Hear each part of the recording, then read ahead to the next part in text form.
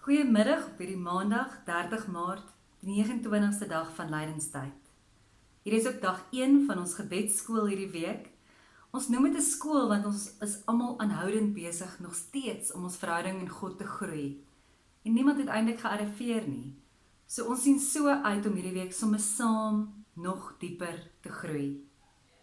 Nou ek wonder wat gaan in jou aan wanneer ons die woord gebed sê. So is dit 'n opgewondenheid, 'n angstigheid? Is dit lees jou Bybel bid elke dag? Of is dit ietsie lewens, ietsie soos die fontein by waar jy gaan sit en diep drink uit die lewende fontein en die lewende water? Dit is ons begeerte vir hierdie week, nie om voor te skryf nie, maar om sommer nog 'n ekstra honger met mekaar te deel, om hoe met God interaksie te hê, want op die ou ende is dit waar gebed gaan. Trevor Hudson het gesê, what makes for good friendship, makes for good prayer. Ek vind dit ongelooflik behulpsaam, want wanneer ek dink aan my vriendskappe, dan weet ek vriendskappe gaan oor eerlikheid, oor wederwysheid, dit gaan oor speel, dit gaan oor diep praat, dit gaan oor avonture saam hê, maar dit gaan ook oor daai kwaliteit tyd, wanneer ons harte met mekaar kan deel.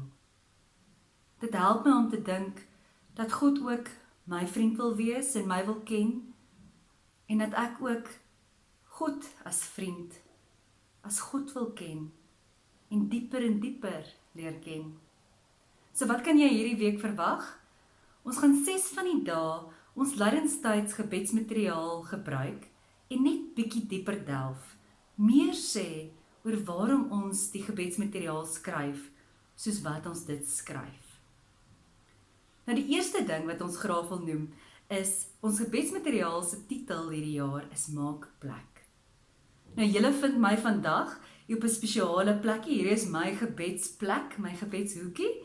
Ek sit ook hier op ons familiestoel, my maale het hierdie stoel 30 jaar terug gekoop, seker dalk bietjie langer terug, en dit was hulle eerste sitkamerstel, en hierdie stoel het oorgebly, so vir my is dit so spesiaal, om in die oggende veral hier te kom stil word, en saam met God te wees, en met God te gesels, en miskien te hoor waarmee God met my oor wil gesels.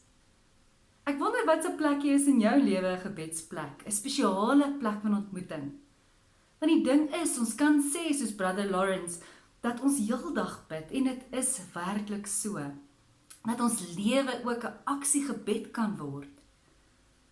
Maar jy en ek weet, dat selfs Jesus nou en dan op en na die berg toe gegaan het, en met God op 'n spesiale manier gaan gesels het. 'n aangesig tot aangesig gesels. En daarom wil ons in Jesus se voetspore volg.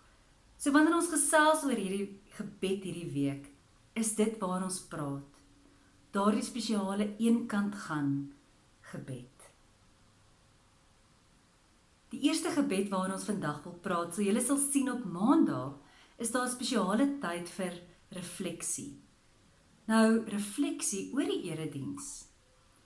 Nou, ek doen gebedsbegeleiding al vir 'n klomp jare, en dit wil vir my voorkom, of die probleem nie is dat mense nie God hoor nie, maar hulle hoor soveel dinge, dat hulle nie kan onderskei, wat is dit wat presies God mee besig is nie. As jy byvoorbeeld dink aan gister se erediens, wat se frase, gedagte, teks, woeling het in jou wakker geword? Want daarin lê ons volgende leidraad. Ons wil die leidrade volg van ons hart. Dit is so maklik om in gebed net hier in my kop te bly. Ek gesels deur my gedagtes, en natuurlik is dit ook so. Maar ons wil in daardie diep gesprek interaksie ingaan, en daarom is daardie refleksie op Maandag vir ons belangrik. Wanneer ek dink aan gister se erediens, wat my heeltyd bybly is die gedagte van die droë bene wat nader aan mekaar beweeg.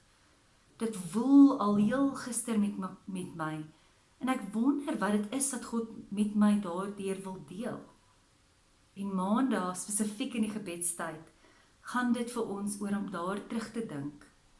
Te dink, Here, wat het in my geroer, en dan intentioneel met God daar te gesels, my hart oop te maak, soos wat God ook God se hart oopgemaak het in my, en daarbey stil te staan.